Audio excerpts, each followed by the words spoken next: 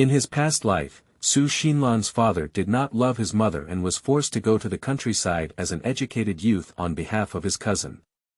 In the countryside, he was forced to lose his body by a village thug and had no choice but to marry him. After giving birth to 3 daughters, he was beaten to death by the thug because he couldn't give birth to a son. After death, his soul couldn't dissipate as he watched his 3 daughters being sold by his biological father for dowry, and his 3 daughters being abused and beaten by buyers, all of whom died tragically. After her daughter died, Su Xinlan was heartbroken and worried about her parents. When she returned to her hometown, she found that she was the daughter of a powerful family who had been replaced. Su Xinlan also discovered that her cousin had found space in the talisman she snatched from her body, and used the things in this space to make a fortune, marry a wealthy second generation, and live happily ever after. Su Xinlan was extremely resentful and went crazy. She didn't expect to be reborn after her soul dissipated, and she also had a golden finger, the mind-reading technique. Since I have been reborn and returned, there will be revenge and resentment. After temporarily seeking revenge on his cheap parents, he went to the countryside with various burdens.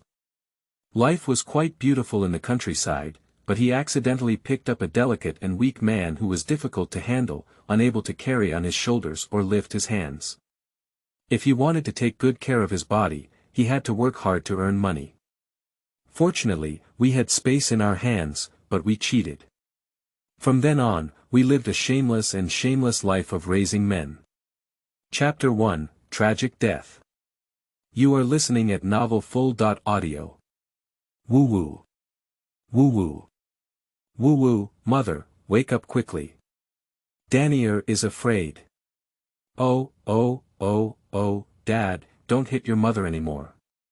Danier will be obedient in the future, eat less, and don't hit your mother again. Su Xinlan was in a daze, listening to her eldest daughter's cries, begging for mercy, and wanting to open her eyes to soothe her. But her whole body seemed to be shattered, unable to move, and could only be in a hurry. She didn't know if it was runny nose or something else, and a bloody smell rushed into her brain. Before she could open her eyes, she kicked her stomach again and her body was kicked out of shape. It hurts so much, it really hurts. She no longer has the strength to scream for pain. At the same time, a loud shout sounded in my ear, "Get out of here, damn girl. You loser, if you don't leave, I'll beat you all together. Hurry up and cook, just like your damn slut, you can only pretend to be pitiful." The enraged man grabbed the woman's hair again and said, "Su Xinlan, you damn woman, pretending to be pitiful every day. You're trying to seduce some wild man. You're a woman who can't lay eggs. If I don't have a son until now, I'll be on your side. Why don't you die?" As he spoke, he pressed the woman's head against the wall, and over again, blood flowed down her scalp without making a sound. Su Xinlan died, but was beaten to death by her husband Sun Fu. Although Su Xinlan died, her soul did not dissipate. She floated in the air, watching Sun Fu and his mother Zhao Pozi place her body on the earthen Kong inside the house, and wiping off the blood stains on her face with a damp towel. Finally disguised as an emergency and passed away. Watching Zhao Pozi hurriedly go to call someone, Sun Fu was crying loudly on the side. Although she was the one who died, everything seemed to have nothing to do with her. Rural women have no status, no reliance, let alone educated youth like Su Xinlan who come to the countryside and are not loved by their parents, they have no status. She was beaten to death, and with just a few words from her mother-in-law and husband, the cause of her death was covered. No one will ask too much, and the village leaders, for the honor of excellent village collectives, will not go into too much trouble to investigate the root cause. Human life is really not worth mentioning in front of interests. In this way, the Sun family hastily arranged a funeral for Su Xinlan, with a thin coffin containing her body and burying it in the ground as a resolution. Because Su Xinlan is a rural educated youth and her family has never contacted her before, they thought there was no one at home anymore. In fact, Su Xinlan's family is in Xiachen, and her parents are still alive. Her father, Su Zhonghai, is a formal employee of the steel factory, and her mother, Wang Xiaohua, works as an ordinary staff member in the weaving factory. There is also a younger brother named Su Debao who is 3 years younger. Normally, for such a full-time employee, the family conditions should not be bad, but Su Xinlan has never received a penny from her family since going to the countryside, not even a letter. Su Xinlan has always thought that her family has encountered difficulties and has never written a letter to complain to her parents. She works hard in the countryside, earning full wages and distributing money and food at the end of each year. She also saves some to send to her parents in Xiaocheng, fearing that they will struggle and suffer from hunger and cold. Su Xinlan was arranged to go to the countryside in Shitang village in the past. Due to her beauty and ability, she was taken notice of by the village thug Sun Fu. She colluded with a female educated youth who was jealous of Su Xinlan and designed Su Xinlan to be lost to Sun Fu. Under pressure and helplessness, she could only marry Sun Fu. Sun Fu is not a good person. He usually sneaks around and colludes with a young widow, and has never done anything in human affairs. After marrying Su Xinlan, she began to restrain herself for a period of time. But later on, with Su Xinlan giving birth to 3 daughters in a row for the Sun family, Sun Fu returned to his previous neglect of work, even worse than before. Su Xinlan has been married to the Sun family for so many years, working as a bull and a horse for the elderly and children of the Sun family. She is busy like a spinning top every day, and even a slight disagreement is rewarded with a beating from Sun Fu. After Su Xinlan became A Piao, the only thing she couldn't rest assured of was her 3 daughters. The 3 daughters were not valued from birth and were not even given names. All along, the Ni, Er Ni, and San Ni were shouting. After Su Xinlan's death, no one would care about the 3 girls anymore. They were oppressed and insulted every day by their scumbag father and scumbag milk. After enduring a lack of food and clothing, the 3 girls finally grew up to be adults. Su Xinlan thought that at least Sun Fu could find a good mother-in-law for his 3 daughters because they were his own children. Who knew that this so-called marriage had become a talisman for the 3 daughters? In the 2nd year after Su Xinlan's death, Sun Fu remarried a daughter-in-law named Wang Erxi. Although she was not beautiful, she had a big arm and a round waist. Most importantly, she gave birth to 2 chubby sons for Sun Fu in a row. Since giving birth to a son, Wang Erxi's position in the Sun family has skyrocketed, and the whole family is holding her in high regard. Once she looks down on anyone, Sun Fu directly takes action to help her vent her anger. Big Nier's 3 sisters have become her outlet. Even the 2 sons she gave birth to never took the 3 Big Nier sisters as sisters. The 2 sons were raised by Sun Fu and his wife with fat heads and big ears, causing trouble everywhere. I'm already over 10 years old and I can't even call myself a daughter-in-law. Finally, there was someone who caught Sun Fu's eye and demanded too many dowries, so he couldn't bring them out. Later, when there was no other choice, he turned his mind to Su Xinlan's 3 daughters. Sun Fu's abacus was beating loudly, and he first announced in the village that he wanted to find his 3 daughters-in-law. After the news was released, there were also quite a few people who came to show their affection. With so many people coming, Sun Fu only selected those with high dowries. The Nir was granted permission to the son of the owner of a grocery store in the town. The child was paralyzed, and the Nir married off as a widower. Later, the Nir was forced by the paralyzed father and locked her in the room, forcing her to have sex with him and even threatening to give birth to a son for his family. Until 10 months later, Danny finally gave birth to a son, but she died of postpartum hemorrhage. Sun Fu shamelessly went knocking on his door with his 2 sons and extorted a lot of money. Nir was promised a domestic violence man who had lost 2 wives. The man was 1 round older than Nir, and within 2 months of marrying, Nir was accidentally killed by the domestic violence man. In the end, the man paid a sum of money to directly block the mouth of the Sun Fu family. Sanir was the youngest and was promised a fool. Apart from being teased by her mother-in-law, she also lived a few days of peace. But later on, when giving birth, due to being too young and having difficulty giving birth, one corpse had 2 lives. Watching her 3 daughters disappear at a young age, Xinlan collapsed to the extreme. She has lost all the closest people in this world, so where should she go? Suddenly, she remembered her parents and younger brother who were still in the summer city. For so many years, she has never gone back, and now she should also go back and see them. After seeing them, whether it's a loss of soul or reincarnation, there are no regrets.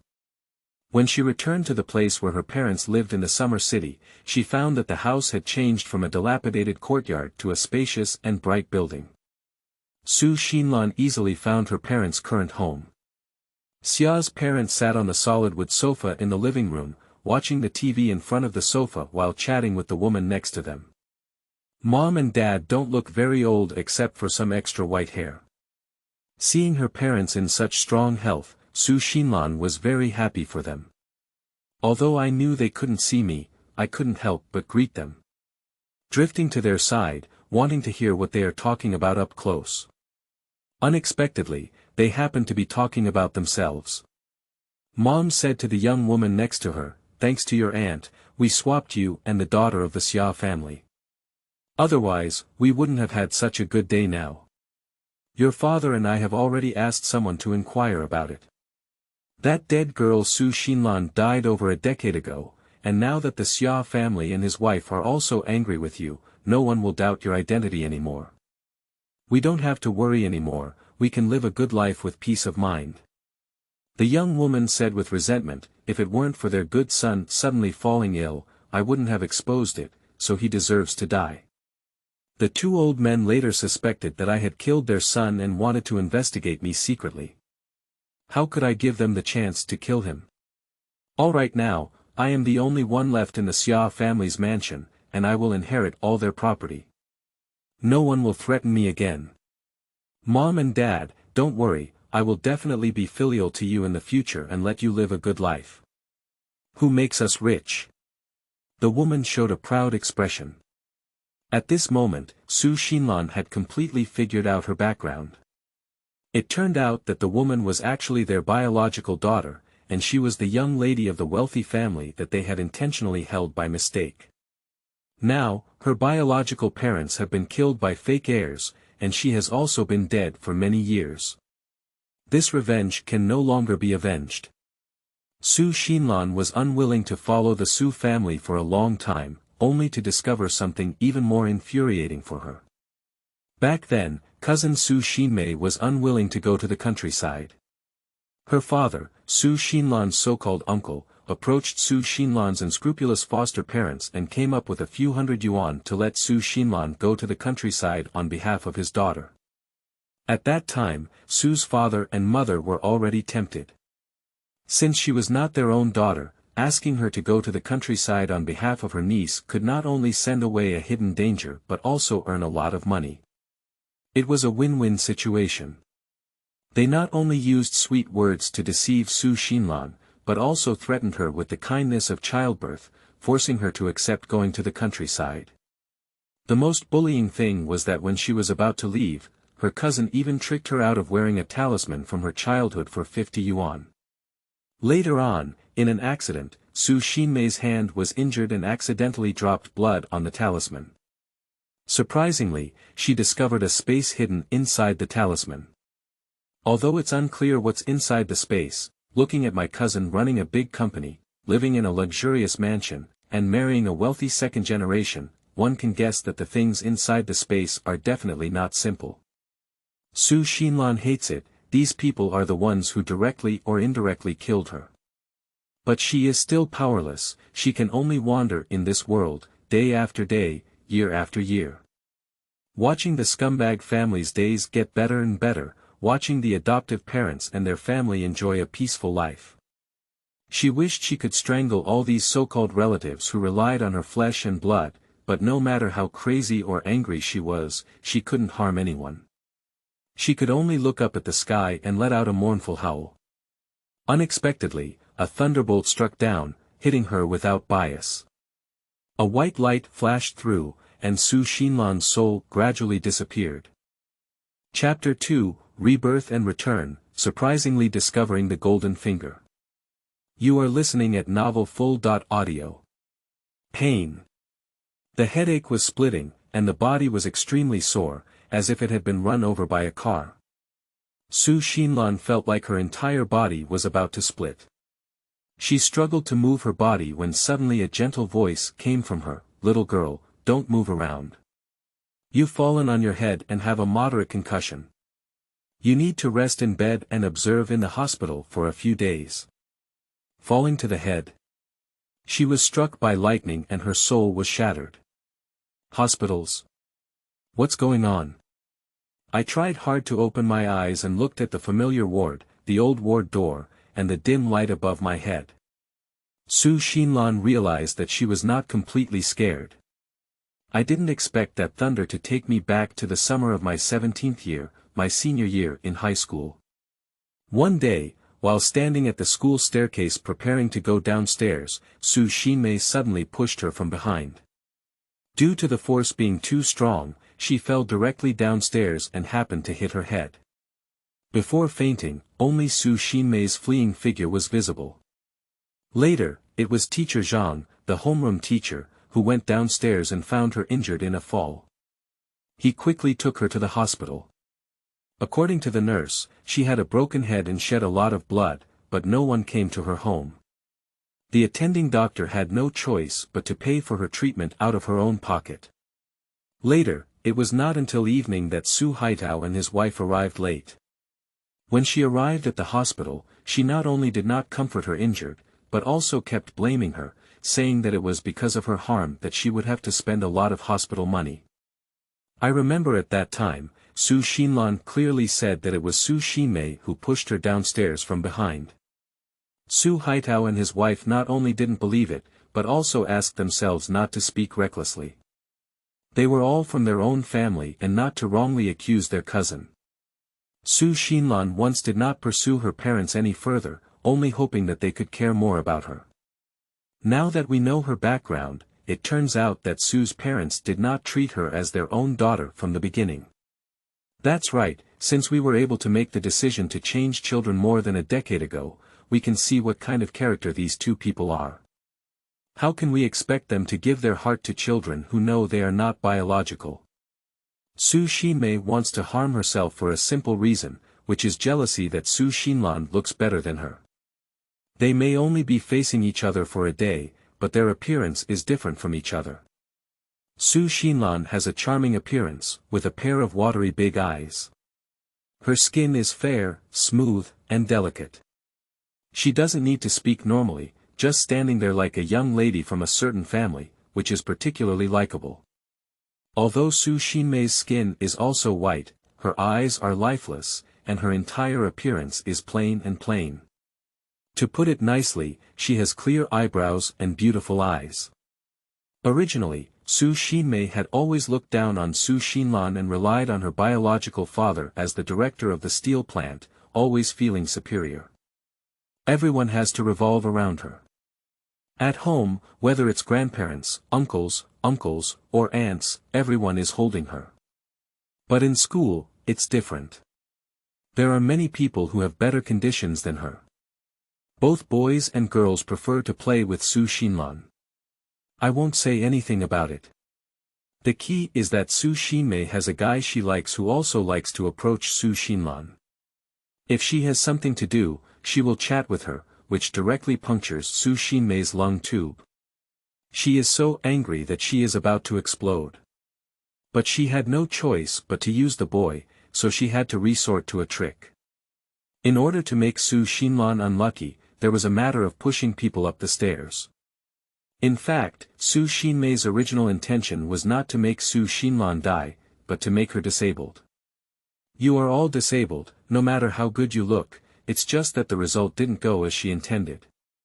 Su Xinlan's leg was fine, but instead she knocked her head. Su Xinmei couldn't possibly have imagined that it was because of her push that Su Xinlan, who had already died in the previous life, was summoned back. Thinking of this, Su Xinlan was almost unable to suppress her emotions, but she had to endure it. After all, it was not yet the time. After roughly estimating the time, her so-called biological parents Su Haitao and Wang Xiaohua should also be in the ward. Just as I was thinking about it, I saw a strong force pushing open the door of the ward.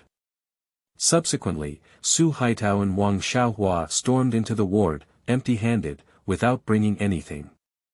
Before she could walk to the hospital bed, she heard Wang Xiaohua's sharp voice coming in, "You damn girl, what a big deal, you just ran to the hospital. Do you know how much hospitalization costs? Your father and I only have such a small salary, and you ruined everything." Su Xinlan was originally bowing her head to listen to the training when suddenly a voice came to her mind, "It's a pity, why didn't you fall and die, this dead girl? Isn't it easier to fall and die? You don't have to worry about that incident happening again. However, it's good not to die. With her around, you can let her go to the countryside on behalf of your niece. You can settle well in front of your uncle, earn 500 yuan, and get rid of this trouble." Su Xinlan was too shocked to hear Wang Xiaohua's words from the bottom of her heart. She sat in bed with little reaction, and Wang Xiaohua felt even more proud when she thought it was her own words that made Su Xinlan feel guilty. After a while, Wang Xiaohua's mouth was dry and her tongue was dry before stopping. Then he changed his tone and said, "Xiaolan, actually Mom doesn't mind you spending money, it's just that you have to spend money where you should. If you can save, save a little. Mom, you've also woken up. If you can't, you should be discharged from the hospital. You'll have to pay a lot of money for a day here, and I can't take care of you well. Only when you go home can Mom take better care of you." But he said in his heart, when you get home, you'll save on hospitalization expenses and there will be more people working at home. Su Xinlan looked at the woman in front of her with a divided heart, without any expression on her face. How could she not have seen Wang Xiaohua's selfish nature at the beginning, even willing to compromise herself and send them food and money? I'm not sure how they laughed at themselves as fools back then. Now that she knows all the truth, Su Xinlan has no choice but to go to the countryside to get rid of this family of vampires. In order to prevent them from seeing any clues, Su Xinlan had to pretend to be weak and say, "Mom, I actually saw who pushed me, it was Uncle Xinmei Tang's sister. At that time, she was right behind me and suddenly reached out to push me, but I didn't help her and fell down the stairs, unconscious. The doctor told me that I fell a bit seriously this time and may need to stay in the hospital for a few more days, otherwise there will be sequelae. Mom, if you hurt me so much, you will definitely agree, right?" Wang Xiaohua was captivated by Su Xinlan's words and glanced at Su Haitao with her eyes. Su Haitao understood and said, "This is natural, Xiaolan. Your mother and I must prioritize your health, so you should rest well and ask the doctor about the things you need to pay attention to." Su Xinlan knew that the couple was going out to discuss countermeasures, but she didn't pay much attention. "Anyway, I have a doctor to explain my situation to them." Compared to those two people, Su Xinlan wants to figure out whether her mind-reading skills are useful for everyone random. However, this will take time to verify. The most important thing now is the personal space inside the talisman. Chapter 3, Space in Hand. You are listening at novelfull.audio. Take out the amulet that has accompanied her for over a decade from her neck. In fact, the amulet is not made of any special material, but rather ordinary jade, with the most common patterns carved on it. I remember my cousin accidentally dropped blood on the talisman before opening up the space. Thinking of this, Su Xinlan bit her finger hard and squeezed a drop of blood onto the pattern. Suddenly, the patterns on the jade seemed to have come to life, draining the blood. But the space did not appear. Is there anything else wrong? Thinking of this, Su Xinlan silently thought to herself, "I want to go in." In an instant, Su Xinlan appeared in a gray and hazy place with a visibility of only 10 meters. Su Xinlan thought to herself, and as expected, she silently recited, "I want to go out," and instantly appeared in the hospital room. Now that we have figured it out, we don't have to worry about emergency situations in the future. Xinlan has entered space again. In addition to a 2-story wooden building, there is also a pond filled with water next to it in the space. The pond is clear and bottomless, with a plant resembling a water plant inside. There isn't even a fish in the water. Is this what the saying goes, when the water is clear, there are no fish? Hee. Xinlan was speechless by her own thoughts. I thought there might be some miraculous medicine, but to my surprise, there isn't. Forget it, if it's not there, then it's not there. Let's go take a look inside the building. Stepping into the first floor, what appeared in front of me was a place similar to a warehouse. It didn't look big outside, but when I walked inside, I realized that the space was huge. Inside, rows are filled with particularly large buckets, with the first row filled with various grains such as wheat, corn, rice, sorghum, and millet. The second row is filled with various daily economic crops such as peanuts, soybeans, sesame, red beans, and so on. Going further inside, there is something similar to a shelf, made of wood and filled with various vegetables and fruits, making the viewer dizzy. I picked up an apple casually, rubbed it against my clothes, and took a bite in my mouth. It's sweet and delicious, it's really delicious. Well, Xinlan noticed that there was suddenly another apple in the place where she was holding it. At first, she thought she was dizzy, but upon closer inspection, she found that there was really an extra apple. It turns out that these foods can be regenerated. Now, even if she goes to the countryside, she will definitely not go hungry, and Xinlan is very satisfied. Keep walking inside, and when you reach the innermost corner, you will see the staircase leading to the second floor. Xinlan walked up the stairs step by step to the second floor. Arriving at the second floor, she was even more surprised. The second floor was divided into 2 rooms, each with a wall of traditional Chinese medicine cabinets placed inside. Opening a drawer with ginseng labels, she found a drawer full of exceptionally good-looking ginseng. Although she was not familiar with ginseng, she could tell from her head that these ginseng were not ordinary.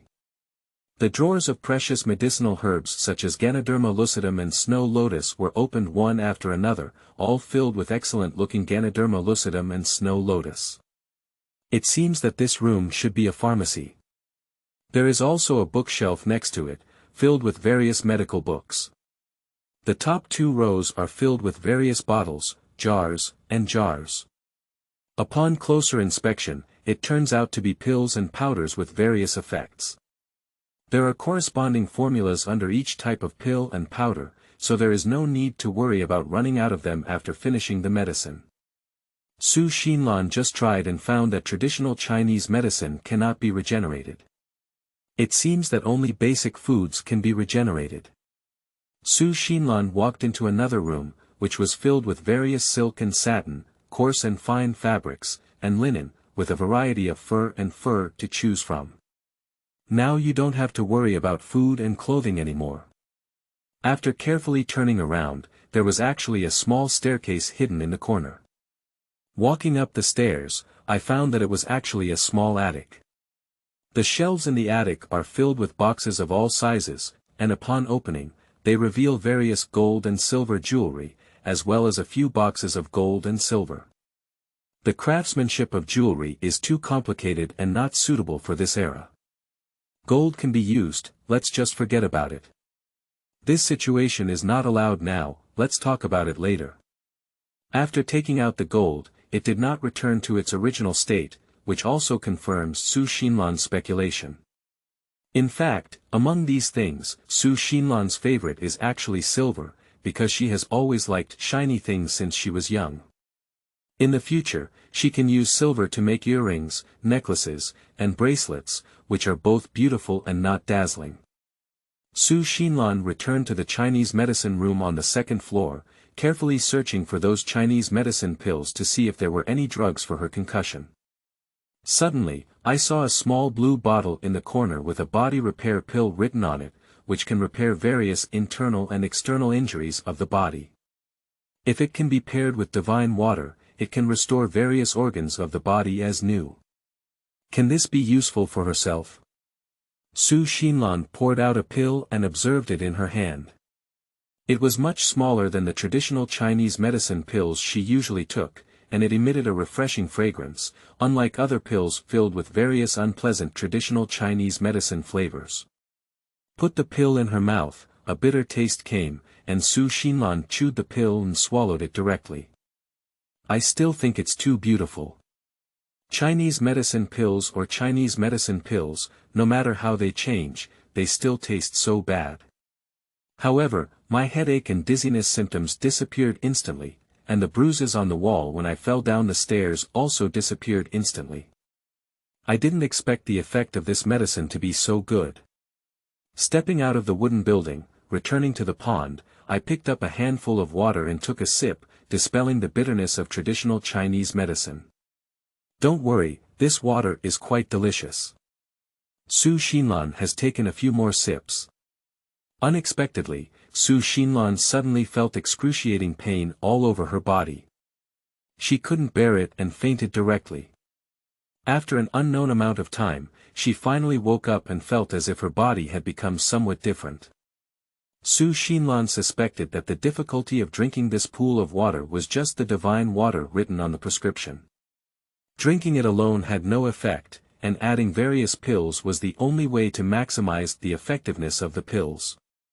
To verify her guess, Su Xinlan ran upstairs to the pharmacy, intending to try another type of pill. Detoxifying pills, powerful pills, beauty pills, and so on, why not try this powerful pill? Su Xinlan took a large pill and stuffed it into her mouth, chewed it and swallowed it. Her body instantly gained some strength, but it didn't seem very obvious. Su Xinlan came downstairs, wanting to find something to try her current strength, and happened to see a stone of one size or two next to the house. The small ones weigh about 50 or 60 pounds, while the large ones are estimated to weigh 200 to 300 pounds. She walked up to the small stone and tried to lift it with one hand. Looking at the stone in her hand, which looked like a wooden block, Su Xinlan was very excited. I didn't expect the pill to be so useful. Arriving in front of the big stone again, he also extended a hand, but the stone was only moved once. Su Xinlan ran to the pool again and took 3 sips of water in a row. This time, her entire muscles were hot and seemed to be full of energy. Return to the big stone again, extend one hand and continue to try to lift the stone. Looking at herself effortlessly lifting the big stone, Su Xinlan was extremely excited. It turned out that it was really as she had guessed. This pool water seems to be like the double key used by ordinary people when playing games. The only difference is that the doubling in the game has a time limit, and the effect of this pool water is permanent. Understanding the efficacy of this pool water, Su Xinlan is even more satisfied with this space. The only regret is that there is no meat in the space, so I can only find ways to make meat in the future. After strolling around, the time was not short. Her ruthless parents were probably coming back soon, but fortunately, they could see everything happening outside in the space and didn't have to worry about being discovered.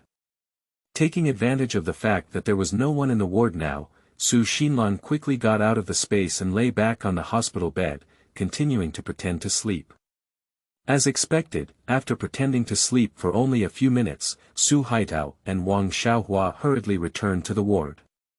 Wang Xiaohua woke up Su Xinlan and said reluctantly, "I've already asked your father about the doctor's injury.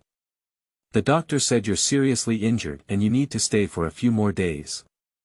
Since that's the case, we'll go home first. Your younger brother is still at home, and we're not very confident. After speaking, I'm ready to leave." But Su Xinlan stopped her and said, "Dad, Mom, do you have time to bring me food these days? If not, can you leave some money so that I can ask the nurse sister to bring me back to eat? Also, could you please send me a few more clothes to the hospital? I will be staying for another week and need to change and wash." Wang Xiaohua was about to have a fit, but when her husband's warning came, she could only suppress her anger and say, "Okay, then I'll leave you 5 yuan. It's not easy to save some money. Let your dad bring you clothes in the evening. After speaking reluctantly, he took out a pile of tickets from his pocket and counted out 5 ones to hand to Su Xinlan on the hospital bed. Subsequently, Wang Xiaohua pulled Su Haitao without looking back. Mainly because Wang Xiaohua is afraid that she won't leave again, she can't help but snatch the money back later. After half a day, it was a waste of time. I was scolded by the doctor and ended up spending 5 yuan. She won't come again. Listening to Wang Xiaohua muttering to herself, Su Xinlan rolled her eyes and deserved it. Next, just take good care of yourself and make sure to tidy up Su Xinmei well when you get home. Chapter 4, Discharge.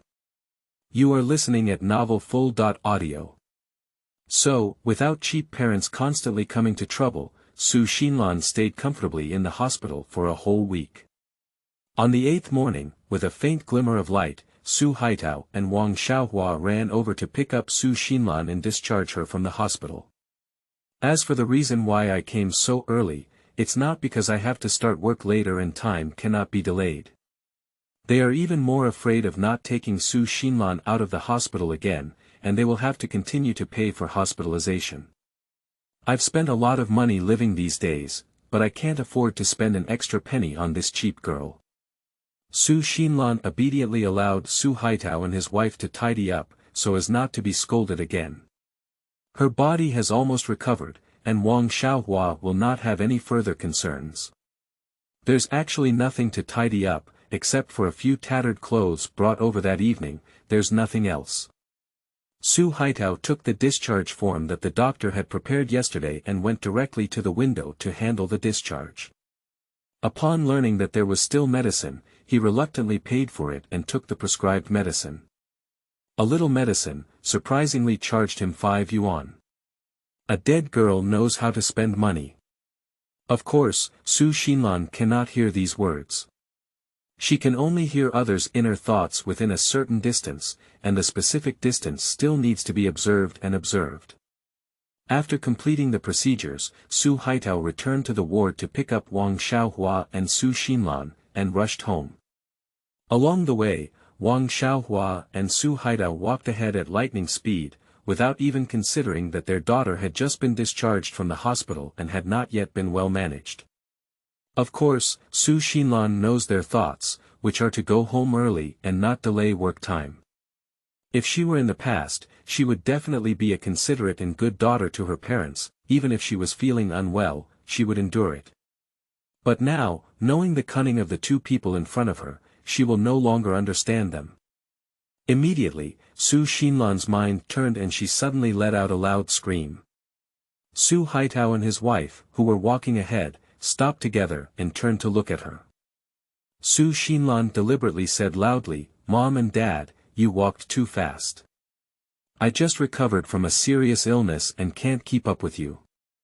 It's all my fault for walking too slowly. Did it delay you from going to work? Otherwise, you should go home first, and I'll walk slowly behind you."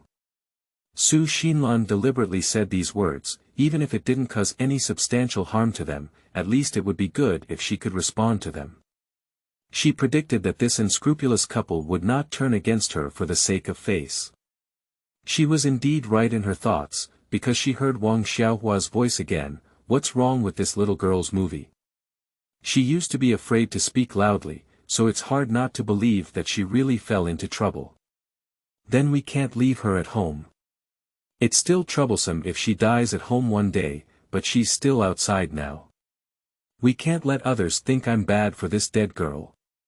Wang Xiaohua thought of this and gently said to Su Xinlan, "My daughter is tired. It's okay, take your time. Mom and Dad are not in a hurry to go to work."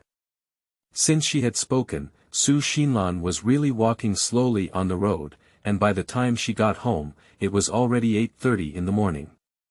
Half an hour has passed since the steel and weaving factories started working. Su Haitao and Wang Xiaohua didn't bother to say anything more, so they took Su Xinlan to their home.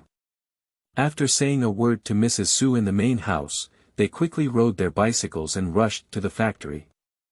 Judging from this posture, today is bound to be named and criticized. Su Xinlan doesn't care about them. She was discharged early in the morning, and after walking so far, her stomach had already started singing the empty city plan. Su Xinlan walked into the kitchen in her memory. She just wandered around the kitchen and didn't find anything to eat. Except for a locked cabinet. Su Xinlan knew that rice, noodles, grains, and oil were definitely locked inside the cabinet. However, she had no intention of touching the things in the cabinet. Her stingy grandmother is at home, and if Su Xinlan moves anything inside today, the old lady will definitely not spare her. Su Xinlan walked out of the kitchen and returned to the room where she lived. When it comes to a room, it's actually a small space separated, only enough to accommodate a 1-meter single bed. Su Xinlan has been living in this small house for as long as she remembers. In a large room next to them lived the couple Su Haitao and Wang Xiaohua. As for their precious son, Su Debao lived in a relatively smaller room. The relatively small size of nature is also a conclusion drawn from comparing it with the houses of unscrupulous foster parents. Now Su Debao has gone to school. Su Xinlan was really hungry, and after observing the outside, she entered the space. Although there are no ready-made meals in the space, there are still some fruits that can cushion the stomach. She just ate a few things first and made do with it. When she has money in the future, she will have to take a few pots into the space and set up a few stoves specifically for cooking and eating. In her past life, she lived for so many years and her cooking skills were quite good. Su Xinlan ate 2 big apples in a row and took a few sips of Lingquan water before finally coming back to life. Su Xinlan knows that continuing like this is not a solution. She will definitely go to the countryside for her cousin in the future. But this time she went to the countryside, she couldn't go unprepared like in her previous life. We cannot let go of Su Xinmei, this unscrupulous woman. To go to the countryside, one must prepare daily necessities such as bags, clothes, blankets, and most importantly, money. She needs to quickly embrace some money, which is the most important thing. Su Xinlan plans to go out and explore first, preferably to find out where the black market in Xia City is. There are so many grains and vegetables in the space that she can sell them to exchange for money. But now she doesn't have the capital to explore, which is also a difficult problem. She only has a few cents left in the hospital. If only someone could lend her a little. Just as she was thinking, Su Xinlan heard a soft female voice coming from outside. "Sister Xinlan, have you come back?" Su Xinlan thought to herself, this is really dozing off. Someone is giving pillows. The courtyard where the Su family currently resides is inherited from their ancestors. With the efforts of younger generations to repair, it is still possible to continue living. Mrs. Su has a total of 2 sons, 1 daughter, and 3 children. An old lady like her usually has 7 or 8 children in her family. But her husband died early and only gave birth to 3. The eldest son Su Haiba married Li Yan and gave birth to a son and a daughter, son Su Wenba, and daughter Su Xinmei. My second son, Su Haitao, married Wang Xiaohua and also gave birth to a son and a daughter, daughter Su Xinlan, and son Su Debao. Daughter Su Haitang, man Jiang Dali, gave birth to 2 sons. The eldest son is named Jiang Wenyu, and the second son is named Jiang Wenbin. Su Haitang has been married for many years. Now only Mrs. Su and her 2 sons live in this courtyard.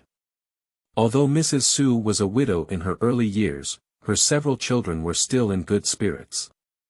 Her eldest son worked as a workshop director in a steel factory, and her eldest daughter-in-law worked in a paper mill. The second son also worked hard on his own and was admitted to the establishment of the steel factory, becoming a formal worker. The second daughter-in-law worked at the weaving factory. After graduating from high school, his great-grandson Su Wenba went straight to work in a supply and marketing cooperative, while his great-granddaughter Su Xinmei is still in high school. My second granddaughter Su Xinlan is also in high school, and my youngest grandson Su Debao has just entered junior high school. In the eyes of the neighbors, this old lady Su is a lucky life. Even so, it cannot change Mrs. Su's stingy habit. And this old lady is particularly particular about men over women, but only targeting Su Xinlan. If it weren't for Su Xinlan's absolute certainty, no one would have told the second wife about the change of children, and she would have suspected that this old woman Su was deliberately displeased with her. Is it true that there is a so-called blood relationship? If she is not from the Su family, she will not be treated well. Chapter 5, Get some interest first. You are listening at novelfull.audio. Forget it, don't think about these empty-headed and brainless things. Nowadays, her most important thing is to make some small money to spend. Just now she heard Su Xinmei's voice, which was a bit strange. Why didn't she go to school even though it was supposed to be class time? Without letting her think too much, the door of the second room rang with a knock. Accompanied by Su Xinmei's voice, Sister Xinlan, are you inside? I heard from my grandmother that you have been discharged from the hospital. Su Xinlan responded, I'm here, you can come in directly. During the conversation, the door was pushed open from outside. Su Xinmei stood straight at the door, looking at Su Xinlan, who was no longer in big trouble inside the house, with a hint of unwillingness flashing in her eyes. This little slut has nothing to do, it's in vain for me to put in so much effort. But fortunately, she will go to the countryside for me in 3 days. Who else can she seduce this time? Su Xinmei's inner unwillingness directly reached Su Xinlan's ears. As Su Xinlan listened to the other person's words, she remembered something. Before she was hospitalized, Su Haitao and his wife had already taken the initiative to sign her up for going to the countryside. The top one is the shortage of Su Xinmei, and I also received Uncle Su's 500 yuan benefit fee. It is inevitable for her to go to the countryside, but she will not make these people feel better. Thinking of some things that happened during this period in her past life, Su Xinlan suddenly had an idea. She smiled at Su Xinmei and said, Cousin, why are you just standing at the door and coming in to talk? Seeing Su Xinlan's innocent expression on her face, Su Xinmei's heart relaxed. She had been worried since last night, afraid that the matter of her pushing Su Xinlan would be exposed. Looking at her cousin's expression now, she probably doesn't know that she's the one pushing her downstairs, right? Su Xinmei boldly walked into the room and casually closed the door. I casually found a stool and sat down. Su Xinlan stared at Su Xinmei with both eyes and said leisurely, Cousin, you've caused me so much trouble this time. Do you need to give my sister some compensation? Upon hearing these words, Su Xinmei quickly left the stool and stood up. Pretending not to understand, Su Xinmei asked in confusion, Cousin, why don't I understand what you're saying? Aren't you confused? After saying this, Su Xinmei walked towards the door, wanting to escape from the room. How could Su Xinlan let her run away like this? Cousin, do you really think that the gods don't know when you push me downstairs because you're jealous of my good looks? If I sue the police, you say, how long will it take for them to catch the killer?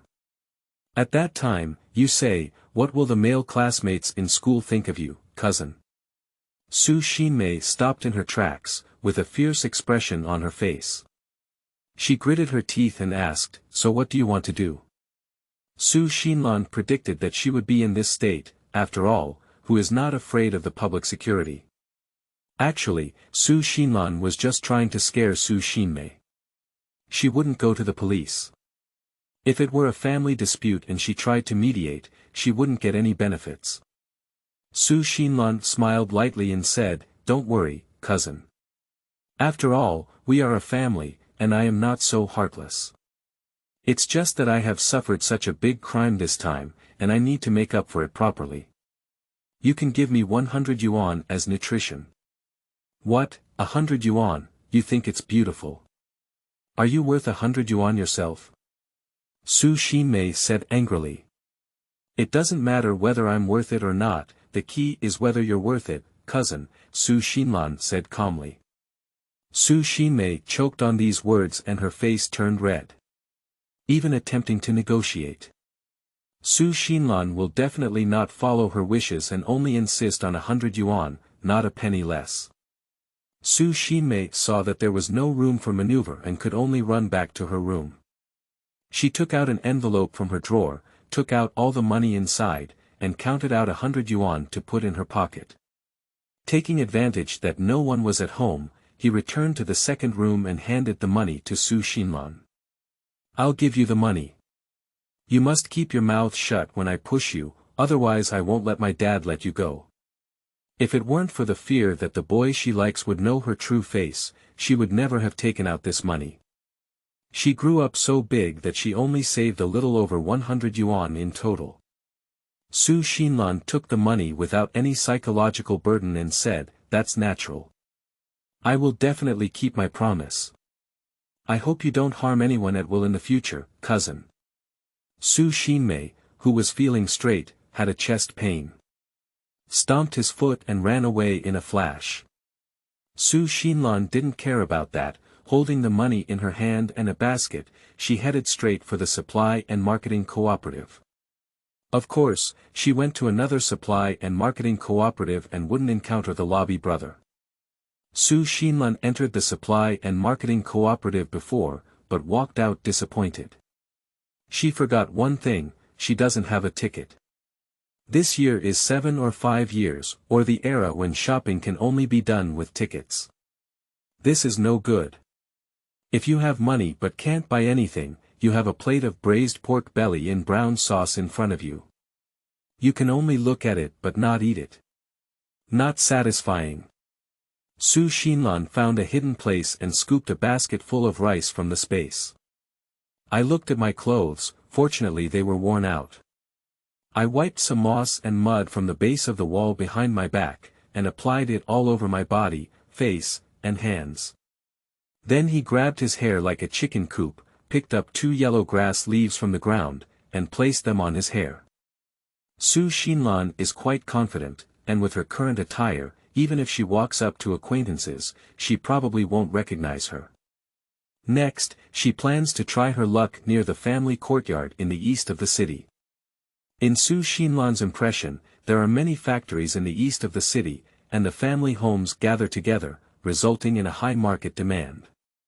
There is a huge black market gathering place right over there. In this year, although it is still a special period, it is said that the leader of this black market is linked to some big shot. Both inside and outside, regardless of which party's personnel, they will give some face and basically won't cause trouble for them. Su Xinlan plans to use this basket of rice to inquire about the situation. If possible, she wants to sell a large batch of food in the space. The only regret is that wheat cannot be ground into flour. But it's okay, at best she'll sell the wheat. After walking for about 40 minutes, Su Xinlan arrived at the densely populated east of the city. She pretended to bask in the sun, but in reality, she secretly observed everyone. Until I saw 2 aunties coming out of the nearby family courtyard and walking together towards a small alley. Moreover, according to Su Xinlan's observation, there are occasional people coming in and out there.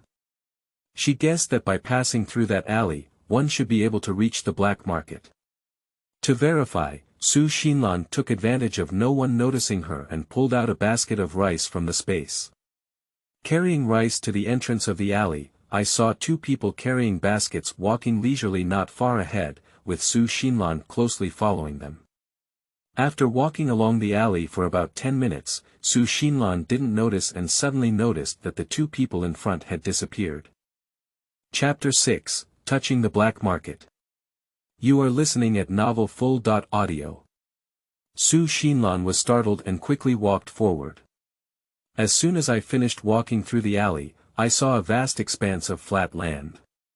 Beyond the flat ground lies a dense forest of mountains. No wonder this black market can be so big, it turns out to have a superior geographical location. All the sellers are at the foot of the mountain, and once someone comes, they can run into the forest.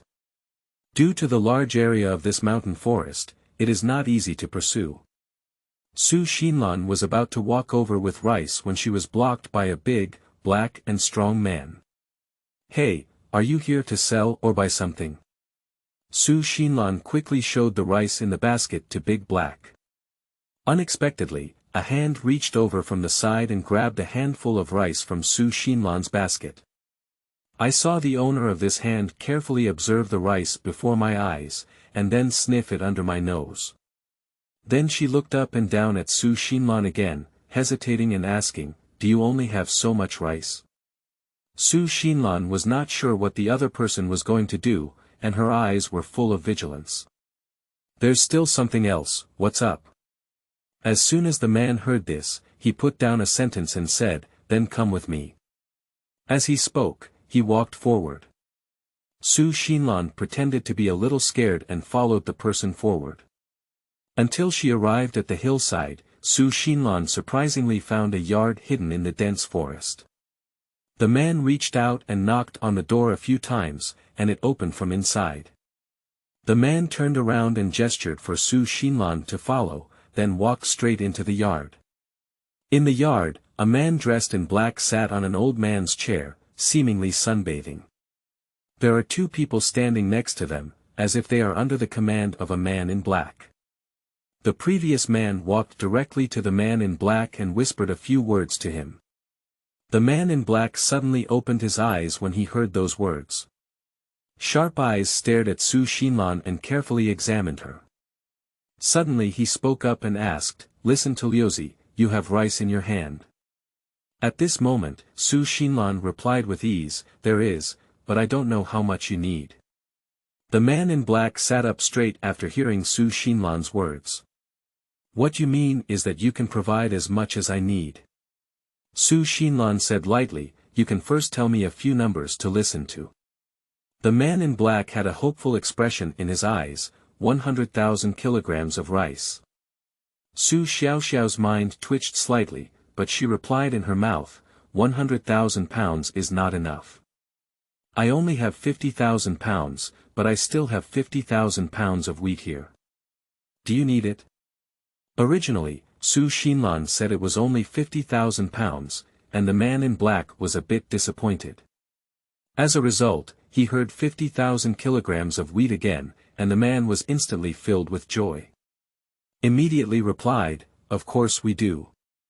How do you plan to take action?" Su Xinlan took the initiative to ask the man to set a price on the grounds that she did not know the specific price. The man in black pondered for a moment and looked at Su Xinlan. Nowadays, the rice on the market is 1.51 jin, plus a grain receipt, and the wheat is 1.31 jin, plus a grain receipt. I'll give you 40 cents per kilogram of rice and 31 cents per kilogram of wheat. Su Xinlan also felt that the price offered was good, and nodded in agreement. Besides money, I also need some tickets. For the trading location, Su Xinlan finds it a bit difficult to handle. Su Xinlan remembered a dilapidated courtyard on the side of Su's old house. It is said that it was specially arranged by an old eunuch who returned to his hometown for retirement in the past. The old eunuch had no descendants. After his death, the house was in disrepair for a long time and had already collapsed. That courtyard has a large area and high walls, making it a great place to store food. The place where Su Xinlan talked naturally caught the attention of the man in black. The trading location was set and the time was set at midnight the next day, and Su Xinlan was ready to go home.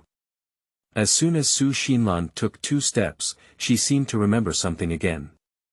She turned to the man in black and said, "I don't have many bags.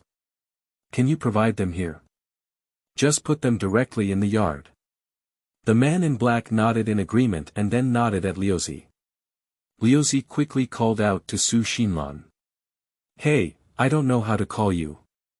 My boss asked me to buy this basket of rice from you, so you don't have to carry it around." Su Xinlan thought to herself, that's the same thing. 6 sons weighed the rice. A total of 30 pounds, Lu Zi gave Su Xinlan 12 yuan. Su Xinlan held an empty basket and left a sentence before leaving, "You can call me Arya in the future." Everyone understands that the so-called area is actually an alias. Su Xinlan quickly walked down the mountain, left the black market, found an unnoticed place, and stuffed the basket into the space. It's almost noon, she needs to hurry back and help cook, otherwise there won't be any food for lunch today. Hurrying slowly, Su Xinlan finally rushed back to the Su family courtyard. While no one was paying attention inside, she secretly sneaked back to the second room. Then he pretended nothing had happened and walked out of the room, putting the basket back in its original position. Su Xinlan walked directly into the kitchen and saw the dishes on the table. She picked them up and began to choose. When she finished washing and cutting the vegetables, Mrs. Su also entered the kitchen. Looking at her second grandson who was no different from usual, Mrs. Su still didn't give a good face. Su Xinlan doesn't care about her expression, she won't be without lunch today. For lunch, I made a simple steamed rice with sweet potatoes, stir-fried half a plate of Chinese cabbage, and mixed it with a plate of pickled vegetables. Only Mrs. Su, Su Xinlan, and Su Xinmei had lunch at home this afternoon. It also appears very quiet. After eating, Su Xinlan is responsible for tidying up the table. Su Xinmei is responsible for washing dishes. As for Mrs. Su, she has already returned to her room to rest. Su Xinlan ignored Su Xinmei and went straight back to the second house. He kept staring at the kitchen until Su Xinmei left. Su Xinlan took the shovel secretly and slipped out of the yard. After 7 twists and turns, Su Xinlan arrived at the agreed-upon dilapidated house. Seeing that the other party's bag had not yet been delivered, she began her treasure hunt. When we were talking about business, there was a certain reason to think of this place. In her past life, Su Xinlan had heard others say that someone had found a box of gold bars in this courtyard. The specific location is probably near the thatched cottage at the root of the south wall. The current Su Xinlan is not comparable to the former Su Xinlan. Since taking the powerful pill in the space, her strength has doubled, and digging the ground is no longer a small task. In no time, Su Xinlan dug a big hole at the root of the southern wall. I just dug deep and still haven't seen that box. Su Xinlan began to doubt whether the news she heard was a rumor. The next second, the shovel dug something. Listening to the sound, Su Xinlan instantly regained her confidence. Carefully clean up the soil next to it, and a metal-wrapped box leaked out directly. Chapter 7, Accidental Gains. You are listening at novelfull.audio. Su Xinlan's excited hands began to tremble. She lifted the box out with a little force, didn't dare to open it on the spot, and threw it directly into the space. After filling the pit and making some camouflage, Su Xinlan takes a shovel and sneaks back to the Su's yard. Put the shovel away, and Su Xinlan went back to her room. Simply rinse her hands clean, and Su Xinlan flashes into the space. The previously dug box was placed next to the wooden house, and Su Xinlan walked over eagerly. I found the rusty copper lock on top of the box. Su Xinlan estimated from her heart whether with her current strength, she could directly use violence to solve this lock. Do whatever you say. Su Xinlan rolled up her sleeves, grabbed the copper lock with both hands, and pulled hard with her mouth. With a loud click, she heard. The copper lock and latch were pulled down together. Good guy, Su Xinlan was once again shocked by her own strength. She couldn't help feeling proud inside. Humph, let's see who dares to bully her in the future. Give him a slap to fly around. Su Xinlan casually threw the copper lock aside and carefully opened the box. The golden light almost blinded her eyes. A box full of gold bars was neatly arranged inside the box. Su Xinlan counted a whole 100 gold bars. Now, she has made a fortune. She remembers the scene in later generations when the price of gold rose, and those aunties rushed to buy gold. Su Xinlan covered the box and easily moved it to the bottom of the wall near the wooden house. After drinking a few more sips of Lingquan water, I left the space. After looking at the sun outside, I estimated that the person over there should have delivered the bag. Su Xinlan once again left the Su family and walked towards the dilapidated courtyard. As soon as I entered the yard, I found bundles of woven bags placed under the porch. The bags all have a capacity of 200 pounds. This actually saves a lot of effort. Su Xinlan carefully inspected the entire house and did not find anything suspicious. I put all the woven bags into the space and started loading food into the wooden house. After working hard for a long time, I finally packed 2 bags. Su Xinlan was also half exhausted. Worried, I thought how great it would be if I could fill all the bags with food out of thin air. As a result, the space seemed to know her heart and instantly filled the grain bag. Su Xinlan ignored the surprise and quickly used her mind to pack 247 bags of rice and 250 bags of wheat. After this fuss, it was already getting late, and Su Xinlan hurriedly rushed back to the Su family. Not long after running into the kitchen, Mrs. Su followed in and started preparing dinner. The Su family has a relatively complete staff at night, with all the large and second rooms available. A large family sat around a rectangular table, waiting to eat. Li Yan, the eldest wife, and Wang Xiaohua, the second wife, are responsible for serving meals. Su Xinlan was the last one to dine at the table, and she has become accustomed to it. In this family, only she is the least liked. The dinner was quite rich, with a large bowl of stewed pork noodles with cabbage, a plate of stir-fried shredded radish, a large bowl of braised pork belly, a plate of stir-fried soybean sprouts, and of course, a plate of stir-fried tofu. Mrs. Su has bad teeth and can only eat soft and rotten food. The staple food is steamed mantou with coarse grain flour, plus a pot of steamed sweet potatoes. Congee is a simple corn congee, which is very thick and gives off bursts of corn fragrance. Although Su Xinlan does a lot of work, she still eats the same as them and is not treated differently. The meals of the Su family are not bad, but they are also not bad. In this era, it is rare for ordinary families to have enough to eat, except for those who are particularly wealthy. After all, grain is always quantified, and even with money, fine grains are not easy to buy. The Su family relies on having more people earning money and distributing more tickets, otherwise it would be impossible to have enough to eat. This is also the reason why Su Xinlan worked tirelessly to earn wages and sent food and money to the Su family in her previous life. I just didn't expect such a tragic ending. Whenever Su Xinlan thinks of things from her past life, she wants to beat up these people in the Su family. But she can't tear her face now, she still has to rely on them to inquire about her biological parents. Let them be proud for a while, and when things get better in the future, they will definitely not let this family go.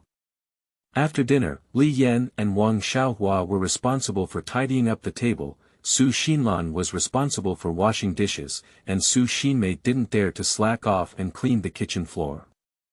Everything was packed up, and everyone returned to their room to rest. Su Xinlan greeted her unscrupulous parents and went straight back to her small room. Next door in the big room, Su Haitao and Wang Xiaohua are discussing how to inform Su Xinlan about going to the countryside. Later on, Wang Xiaohua made up her mind to let the two of them talk to Su Xinlan about this matter together. Give her another 50 yuan when the time comes, buy some daily necessities, and bring her old quilts and clothes. When she goes to the countryside, let's assume she doesn't have this daughter, and whether she lives or dies in the future has nothing to do with them. With a plan in mind, Wang Xiaohua directly shouted Su Xinlan into the big house. "Lanner, sit down.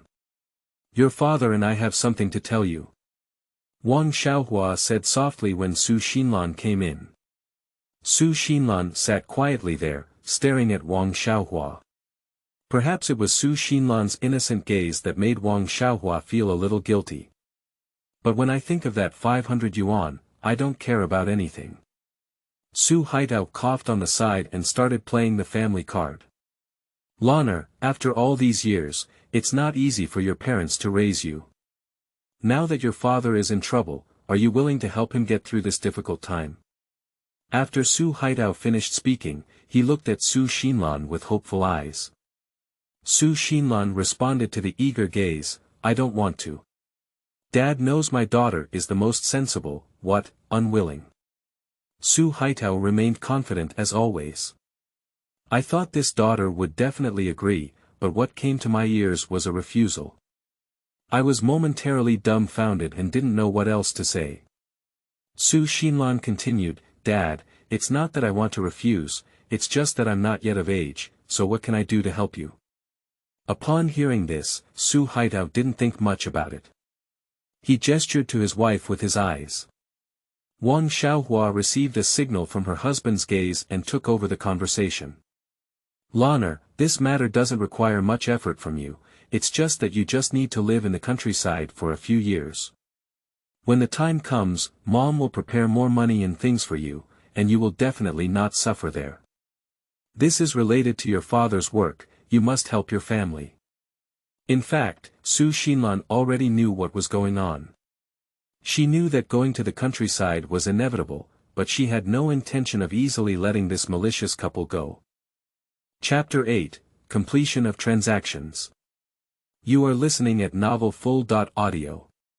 Su Xinlan pretended to be unaware and said, "Going to the countryside, isn't it what my cousin said about going to the countryside for construction? I heard that my cousin is also going to the countryside. Has Uncle also encountered difficulties? Then Dad and Uncle are quite destined." Su Xinlan's words directly stunned Su Haitao and his wife. "What's wrong with Miss Xinmei? She doesn't want to go to the countryside, why did she even say this?" "No, I still have to go to the big room and ask what's going on," Wang Xiaohua thought to herself. Su Haitao remained determined and continued, "Don't worry about your uncle, just whether you're willing to go to the countryside and help Dad get through the difficulties." His words even carried a hint of coercion. Su Xinlan changed her previous appearance and returned to the image of a well-behaved woman who always thinks about her family. She whispered, "For the sake of Dad, for our family, I am naturally willing. My daughter is still young, so my parents must bring me more money. Otherwise, I'm afraid that if I get there and don't survive, I'll be sent back directly, which will delay my father's important matters." What Su Xinlan said was serious, but in fact, she was already harboring resentment in her heart. "Just want to send me to death with 50 yuan, how could it be possible? You must bleed in order to do as I please." Su Haitao didn't pay much attention to these things, he just needed to know that Su Xinlan agreed to go to the countryside. So they sent Su Xinlan away, and later they had to go to the big room to ask their niece Xinmei what she was thinking. Su Xinlan returned to her own cabin and sat quietly on the bed. Listen to Wang Xiaohua and Su Haitao whispering. Since she can hear what others are saying, her hearing has become increasingly sensitive. Even if the voice over there is quiet, she can hear it clearly. "I heard Wang Xiaohua say, you go ask Big Brother, I'm here watching that dead girl. Anyway, if you give me 500 yuan, don't even think about taking it back. In order for our daughter to have a good time at the Xia family, we must send this dead girl far away." Su Haitao strongly agreed, "I don't know how our daughter is in the Xia family. Beijing is so far away from our family, so I'm quite worried." "What are you worried about?" "My sister said that the family comes from a wealthy family and has always lived in the military district courtyard. The old man of that family is a general, and he must be living well. Our daughter must have grown up in a charming and favored manner, with all her status, so you need to worry." Su Haitao's words were filled with joy. "Thanks to my sister-in-law, I'll treat her better in the future. I just haven't figured out one thing. Why does your sister want to have 2 new children? Is it difficult? She has a grudge against that family." Wang Xiaohua was not sure what the problem was. "What are you thinking so much about? Go to the big house and ask things clearly. Come back and sleep. You have to go to work tomorrow. Do you want to be late like today?" Later, the sound of opening the door was heard, and the sound of footsteps disappeared in the distance. After about 10 minutes, footsteps rang out again, and Su Haitao had already returned to the room. Confirmed with Wang Xiaoshu, Big Brother said that the matter of Xinlan going to the countryside on behalf of Xinmei remains unchanged, just follow the plan. I thought, anyway, our main goal is to drive this girl away. Why don't you prepare 300 yuan for her tomorrow, along with some essential items such as thick clothes and quilts, and send her away happily without leaving any leverage. After pausing for a moment, he continued, you'll be off for half a day tomorrow morning. It's best to focus on this matter. Wang Xiaohua muttered a lot over there, mainly not wanting to give so much or prepare those things. Later, he was persuaded by Su Haitao and agreed to his suggestion. Su Xinlan didn't expect to receive so much information about her background through eavesdropping this time. Jing Shi, surname Xia, my grandfather is a general. Su Xinlan, who was originally worried about how to find her biological parents, can now be considered at ease. After patiently waiting for a long time, Su Xinlan put on a heavy makeup and quietly walked out the door towards the dilapidated courtyard when cries came from the big room. It's okay, those people haven't arrived yet. After observing again, Su Xinlan felt relieved and cleared the space for all the food. After looking at the cold moon sky, I roughly estimated the time. It's quite inconvenient to check the time without a watch, it seems she still needs to buy a watch. Su Xinlan sat on the grain bag and began to think about things. She needs to go to school tomorrow to get her high school graduation certificate. Convenient for taking the college entrance examination in the future. I still have to go buy things. Although Wang Xiaohua has prepared them, she doesn't believe that Wang Xiaohua will be honest. It is still the safest to prepare on your own. Before leaving, I still need to blackmail uncle for a sum of money. After all, he was sent to the countryside for his precious daughter, so he had no choice but to express himself. It's just a question of how to get the money from the cunning uncle. Suddenly, Su Xinlan's eyes lit up and she had something. She remembered something she discovered while wandering around the Su family in her past life. If we use this as a threat, uncle will definitely give it. Time flies so fast, the sound of cars can be heard in the distance. There are hardly any people living around this dilapidated courtyard, so driving around won't be too eye-catching. It is estimated that Liuzi and his boss have arrived. Indeed, not long after, the cars stopped at the entrance of the yard, and a group of over 20 people entered the yard. Seeing Su Xinlan with heavy makeup, Liuzi's eyes were a bit spicy. I have a heart to say, don't transform yourself, it's really ugly. In the end, he held back and didn't say anything. This is their freedom, so he shouldn't meddle anymore.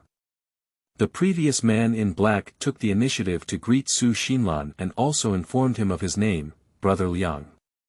Hello Brother Liang, all the food is here. Su Xinlan politely greeted her and didn't say much. Liang waved his hand behind him, and more than 20 people began to transport food. In less than an hour, all 500 bags of grain were loaded onto trucks. Liuzi whispered a few more words to Lianga, to the effect that the grain quality is very good and the weight is also correct. Then another man came in carrying 2 wooden boxes. Open the box and count the money in front of Su Xinlan.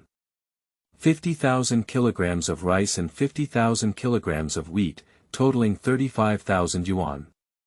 There are 33,000 yuan in the box, as well as various tickets worth 2,000 yuan that I found for you. The grain tickets inside are national universal tickets for you, Liuzi explained to Su Xinlan in detail. Su Xinlan expressed her gratitude to Liuzi and Lianga. Before leaving, Brother Liang asked Su Xinlan again, Arya, if there is still such high-quality food next time, you must come find me. You will never lose out. Su Xinlan responded with a full response. Watching the group disappear into the darkness.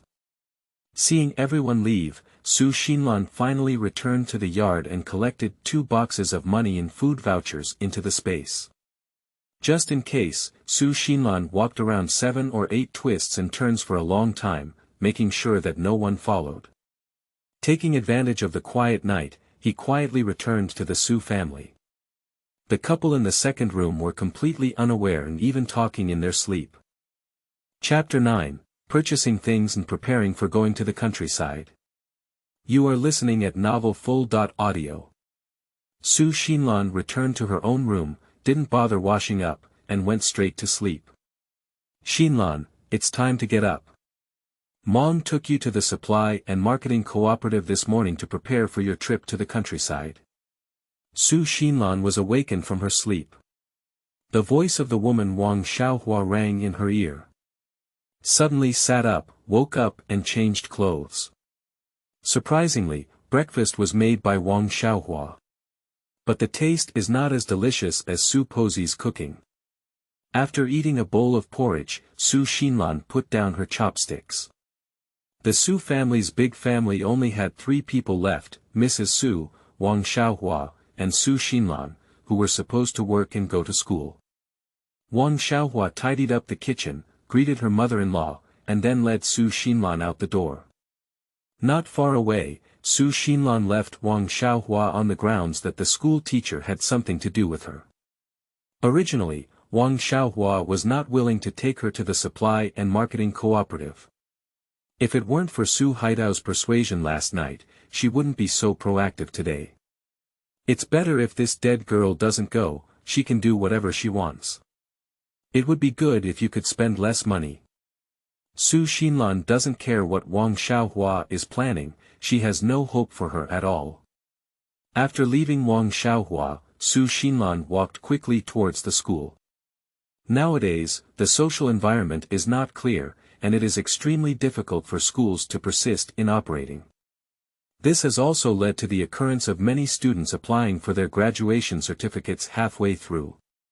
The school has taken this kind of thing for granted. Su Xinlan came to the school and directly approached the homeroom teacher, Teacher Zhang, explaining her situation of going to the countryside and proposing to apply for a graduation certificate. Teacher Zhang, the homeroom teacher, did not make things difficult for her and led her directly to the principal's office. Soon, a graduation certificate stamped with the school seal was freshly released. Su Xinlan said goodbye to the principal and Teacher Zhang, holding her high school graduation certificate, and then left the school. Walking to a deserted place, Su Xinlan put her graduation certificate into the space. While there was still time, Su Xinlan thought about what to do next. The place where she is going to the countryside this time should be Shitang Village, Heishan County, under the jurisdiction of Jiqing City, Eastern Province, without any accidents. That place is located in the north, and the winter is very cold, with heavy snow sealing the village even more common. To avoid suffering, she needs to prepare more warm blankets, cotton clothes, cotton pants, and cotton shoes. These things all require cotton, but nowadays cotton is not very easy to handle. Thinking about it, Su Xinlan suddenly remembered someone. Her junior high school classmate Su Fang heard that her father works as a factory manager in a cotton spinning factory. If she were to buy some cotton from her, it shouldn't be too difficult.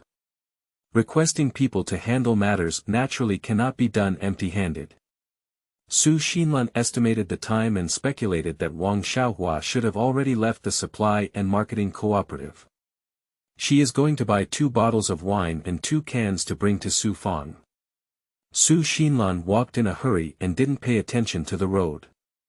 She came to a turning point and suddenly saw a person lying in front of her, with a bicycle parked next to her. Su Xinlan looked around and found that there was not a single person. She could only cautiously approach the person and approach to observe the situation. I saw this person with purple lips and a pale face. Su Xinlan guessed that the person might have had a heart attack. She quickly took a bottle of Rui rescue pill from the space, poured out one, and stuffed it into the man's mouth with her hand.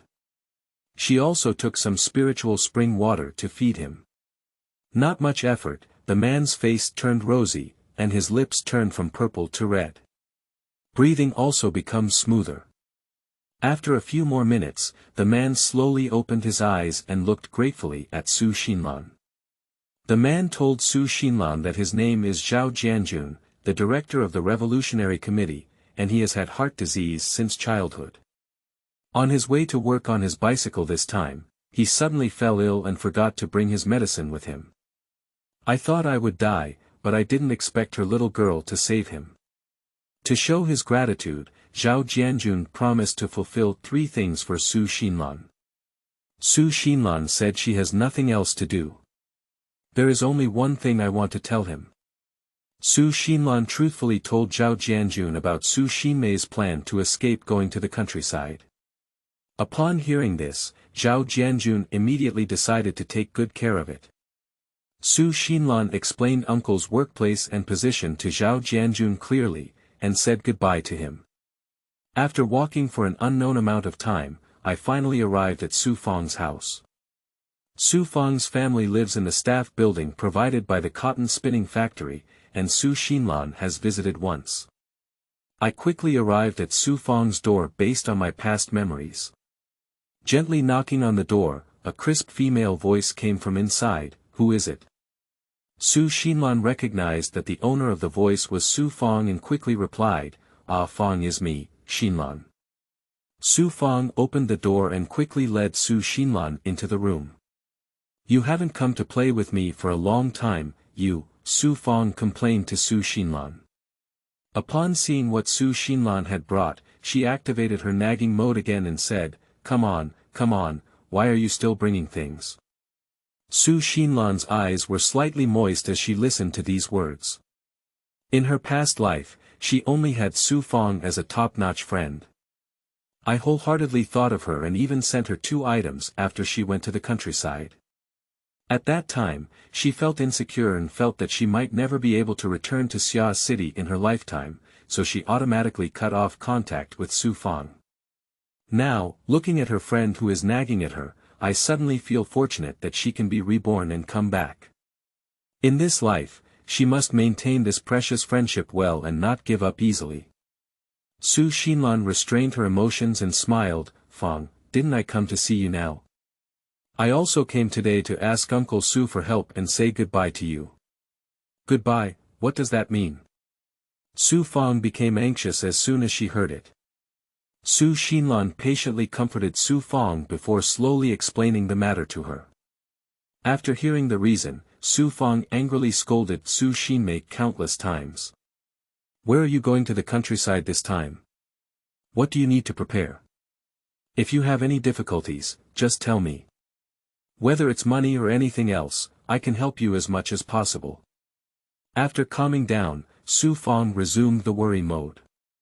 Su Xinlan hugged Su Feng with emotion and said, Ah Feng, you're so kind. It's really my luck to have you as a friend. Su Feng distanced Su Xinlan with disdain and said, if you get it, don't stir up emotions. Hurry up and say what help you can do. Su Xinlan said seriously, I'm going to the north this time and I want to buy more cotton to keep warm. I'm here to ask Uncle Su to help me tidy up more cotton. Su Feng thought for a moment and said, it's not difficult. Since you're leaving tomorrow, I'll take you to find my dad. Su Feng is an action-oriented person. After finishing speaking, she immediately pulled Su Xinlan out of the staff building and arrived at the cotton spinning factory. After greeting the gatekeeper of the cotton spinning factory, Su Feng pulled Su Xinlan directly to the factory director's office. Just in time, Director Su had just returned to the office after the meeting. Su Feng briefly told her father, pouring beans out of a bamboo tube, about Su Xinlan's situation and emphasizing her desire for cotton. Director Su felt that the little girl Su Xinlan was really pitiful, so he took the initiative to give a note and ask someone to go to the warehouse to collect 100 kilograms of cotton scraps. Su Xinlan was taken aback by this bold move, and was stunned for a moment before regaining her composure. After waiting for not long, someone came to the factory director's office carrying a roll of cotton padding. According to the instructions of the factory director, put down the things and go out to busy. Director Su pointed to the cotton scraps and gave them to Su Xinlan, Miss Lan, these are all for you, just in case you need them in the future. As for the price, I'll charge you 100 yuan. Su Xinlan knew in her heart how much she had taken advantage of it, but she wasn't pretending. She gratefully said, "Uncle Sue, thank you so much. You've really helped me a lot." After that, she quickly took out a stack of money from her pocket and counted out 10 bills to hand to Director Sue. Director Sue took the money and asked someone to help carry 100 pounds of cotton wool out of the cotton spinning factory. At the entrance of the cotton spinning factory, Xinlan had someone place the cotton wool on the ground. "Uncle, just leave it here. Someone will come to pick me up later." The man didn't say much and put down his things before returning to the factory. Xinlan muttered a few more words to Su Fong, mainly asking her not to put down her high school textbooks. If the country supports learning again in 2 years, there will be a lot of obstacles.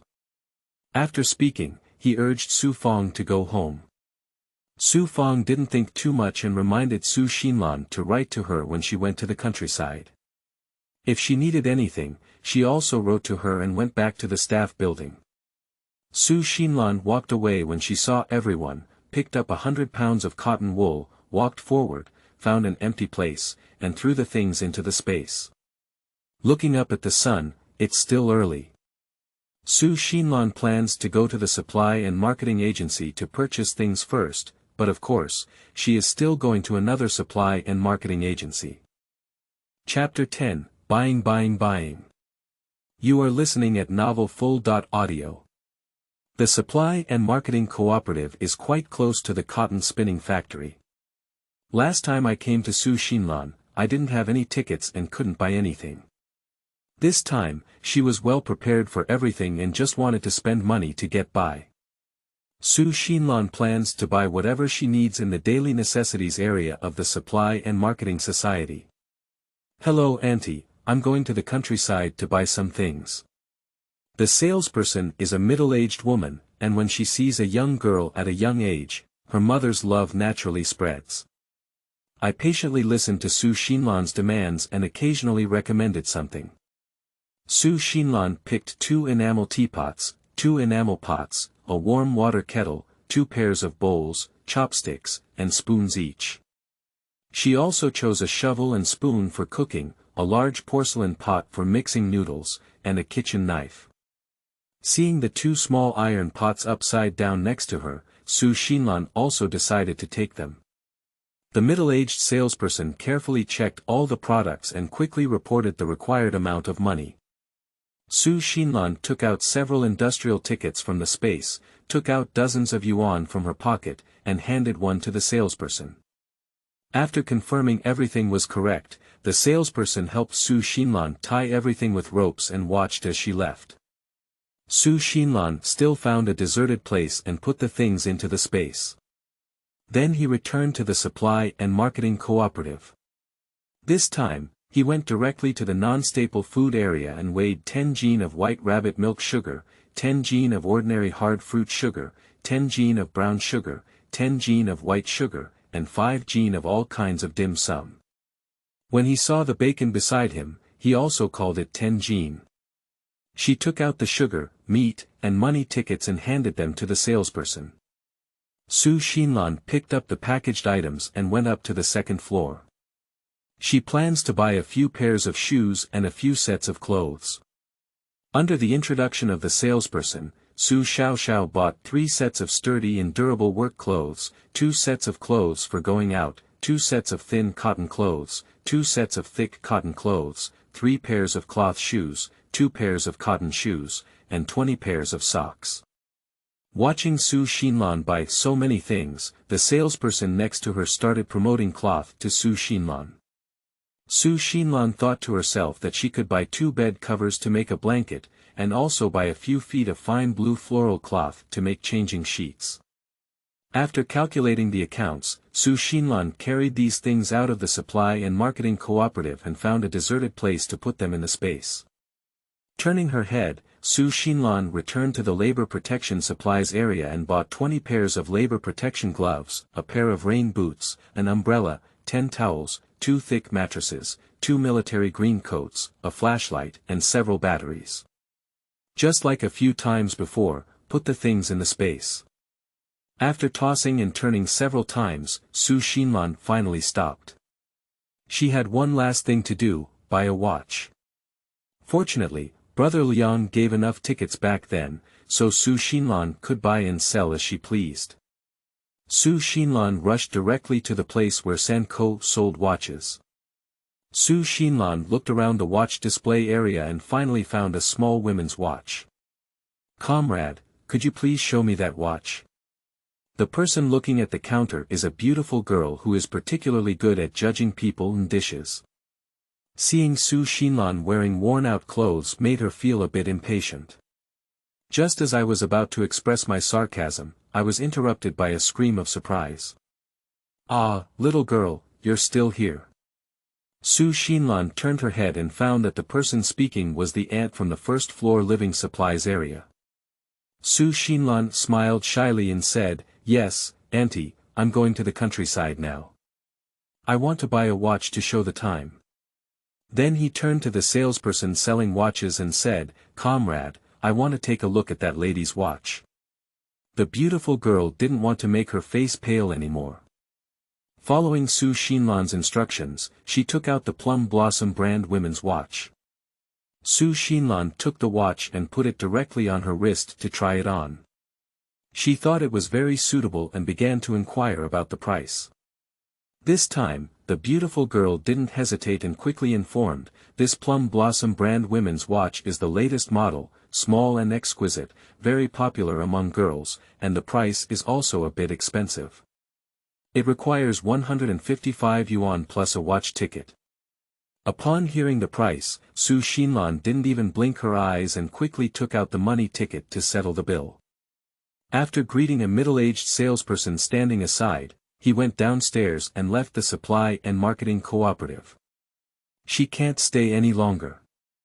I just checked my watch and it's almost 11:30 noon. This is the closing time of the supply and marketing cooperative. She bought so many things today, she will definitely be recognized by others." In order not to cause trouble, she bought a watch and quickly left.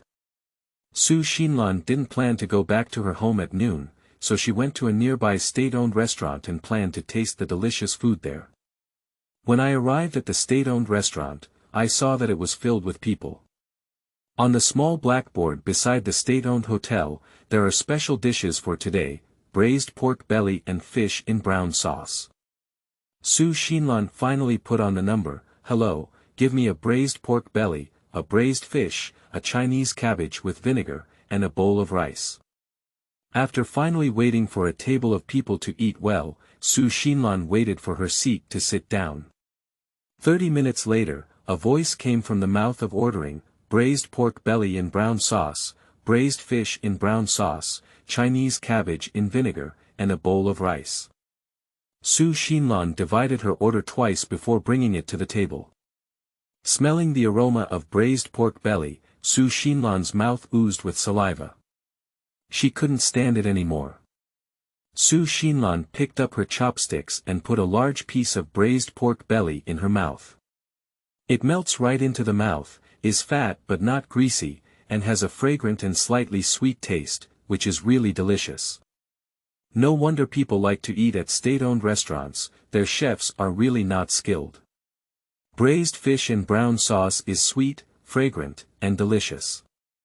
Cabbage is sour and spicy, and several dishes are very appetizing.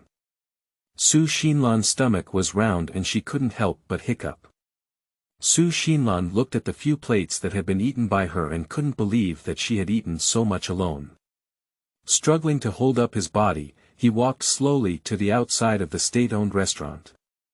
Su Xinlan walked slowly along the roadside for half an hour, and finally started walking at a normal speed when her stomach was not as full. Next, she plans to do the last thing before going to the countryside, which is to ask her good uncle for money. As Su Xinlan walked, she thought of a solution to how she could successfully get the money. "I finally made up my mind when I arrived at the steel plant." Su Xinlan asked the gatekeeper to give her uncle a call and said that it was his niece who was waiting for him in the open space next to the factory gate. Of course, I didn't forget to remind uncle not to tell Su Xinlan's father. Uncle had an affair with Director Wu's wife and even gave birth to a son. Su Haiba hurriedly arrived 20 minutes later. But Su Xinlan doesn't mind either. When Su Haiba received the phone call from the security guard, he was just about to go to the cafeteria for a meal. I didn't rush out even after answering the phone. Instead, I calmly ran to the cafeteria to have a meal before walking outside the factory building. From afar, you can see your niece standing on the open ground. Su Xinlan had already seen uncle and kept her eyes fixed on him, getting closer and closer. As he approached, Su Haiba saw his niece staring straight at him with a smile on her face, feeling a bit confused. He directly asked, "Lan, what's the point of calling uncle?" Su Xinlan didn't speak, still smiling and staring at him. "He's a bit hairy with a smile, what's going on?"